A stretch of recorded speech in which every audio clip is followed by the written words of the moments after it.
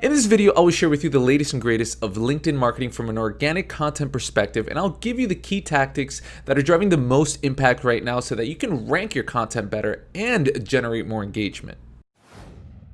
All right, so let's jump into it. The 5 key tactics to drive organic growth that I think are working the strongest right now is, first and foremost, you need to create your content and distribute it within LinkedIn. Unlike other social media channels where you can repurpose content or take, for example, a YouTube video and share it on Facebook or share it on Twitter, LinkedIn will penalize you if you're actually trying to drive users out of the platform. So it's recommended that if you have a video, for example, that you natively upload it to the platform and distribute it within LinkedIn.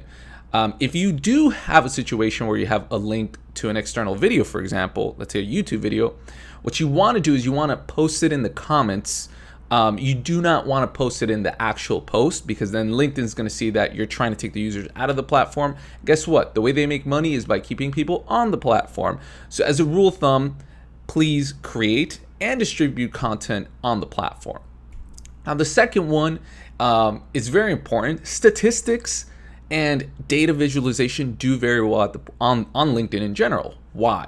Because unlike other social media platforms where people might go for diversion, entertainment, humor, comedy, just to kill a little bit of time, people are coming onto LinkedIn with an intention. And one of those intentions over indexes for industry news and getting the latest and greatest information, around their business and their industry. Statistics do a phenomenal job and are very thumb-stopping to grab people's attention because they could tell a complex story very quickly. Now, if you could visualize that information in a very creative way, with graphs or bar chart or just anything that can just visually show information, you're going to be that much better.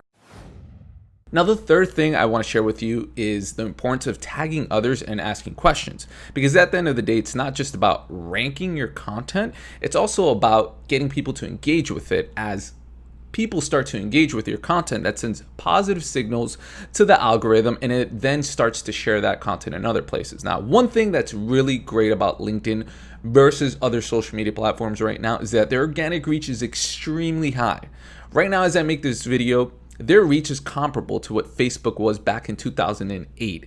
Actually, to correct myself, it's probably more of like where Facebook was back in 2013, maybe even prior before that, when they were averaging over 12% reach on organic posts. Now, why is that? Usually platforms, when they're first building up, they want to get more content on the platform, so they encourage that by giving a lot of visibility, a lot of reach on organic posts. Later on, when there's too much content on the platform, they start to pull back on that visibility of that content so they can start monetizing, and then they can push users to start boosting their content.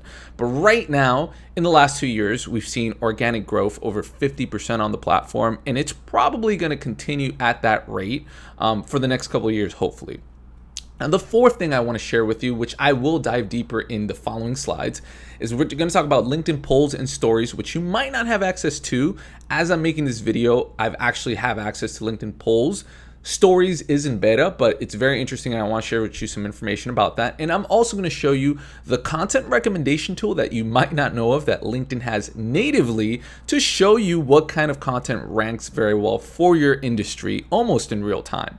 And then lastly, if you stick around to the end of this video, I'm going to give you a free content audit worksheet that I developed, which essentially helps you to track your post, see what is performing the best, and essentially extract what are the principles of your content that tend to help you rank so that you can recreate more posts that work better. You can get that below. I'm going to link you below in the description of this video. LinkedIn polls. Now, this is something that's super interesting because if you think about it, you're on this social platform full of, professionals, and whether or not you're doing B2B marketing on the platform, whether or not you're trying to get clients, it's great to survey your audience of colleagues and peers and industry professionals to get their feedback on different things. Now, this is the first poll that I created, and it says, quick survey, knowing that user behavior has changed Marketers must adapt plans to stay effective. Now, this is in the context of coronavirus and COVID happening. So what I wanted to ask people was, what social tactics are you going to prioritize in Q3? Surprisingly, I saw live video was actually, outperforming stories. I thought people would do stories more, but live video has really become the thing. Now, a few pro tips here. If you do have access to polls, please do not overuse it. This should not be every 2 or 3 posts that you do. You want to keep it tasteful. You don't want to constantly ask for people to be, you don't want to constantly survey people. That's not your goal with social content. Should have a good mix of content that adds value versus, content like this where you're asking something from people. So don't overuse it. Another thing is don't ask overtly complex questions. You want to keep it relatively simple so that the user doesn't have to guess too much. I almost think about it when I used to take some exams back when I was in college. And the question could have been like answered multiple ways, and then it just would confuse me and I was unsure. You want to make sure that the question is simple, and then that the answers that you have are very have a lot of contrast between them. And another thing here is also you want to ask people to elaborate in the comments.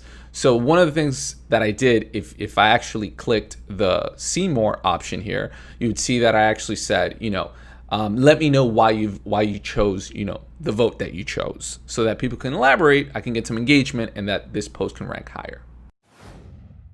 Now, the other thing is LinkedIn Stories. I currently don't have access to this, but I've been doing a lot of research about it. And a few things I could share with you is that it works very similar to Instagram stories and Facebook stories. You're going to post some content. It's going to live live organically for 24 hours. And what's really great about this is that it allows you to create content that's very authentic and story driven. And often you can't really effectively create this content in the feed. Also, this is a place where you could be a little bit more informal and fun. You don't have to be as polished and as presented, which is great. It's a place where you can humanize your brand, whether you're a business or whether you're an entrepreneur and have a personal brand, you can humanize yourself. Now, a little bit of content direction is, this is probably a place that you want to showcase your process.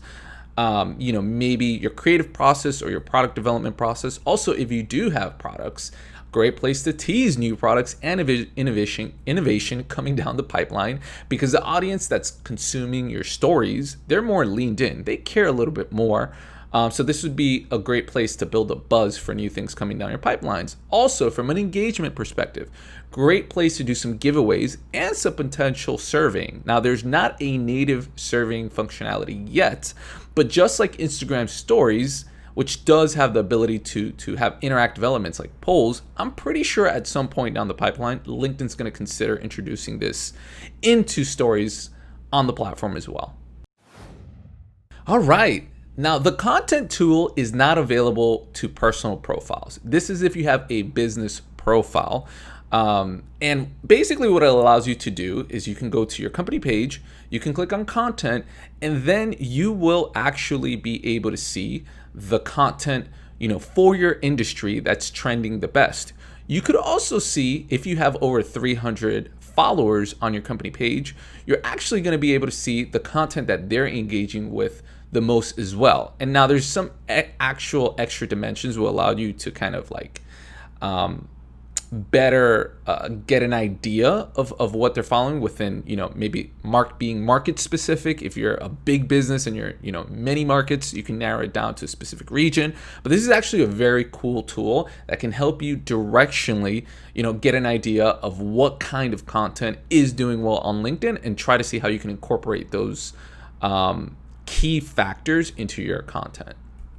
And a few pro tips here is number one, filter by your core audience. If you're in multiple industries or you're multiple regions, you just want to make sure that you're looking at the content that's relevant to your core audience. And also use this information directionally. It doesn't mean that just because this content's ranking very well for other people, that it's going to make sense for your business and your brand. So don't just look at it and take it at face value. Use that information directionally.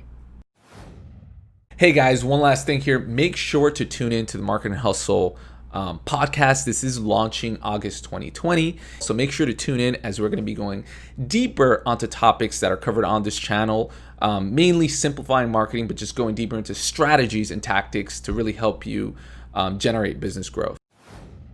Pop quiz, you guys. What would be the ideal number of hashtags when posting content on LinkedIn? Would it be 2 to 3 hashtags, or would it be 3 to 5 hashtags? Comment below and let me know what you guys think. Hey guys, thanks so much for tuning in again to another episode of Marketing Hustle, where we simplify marketing so that you can accelerate your business growth. And if you like this video, make sure to give it a thumbs up and subscribe if you learned something new. And as always, I will see you guys in the next video. Peace.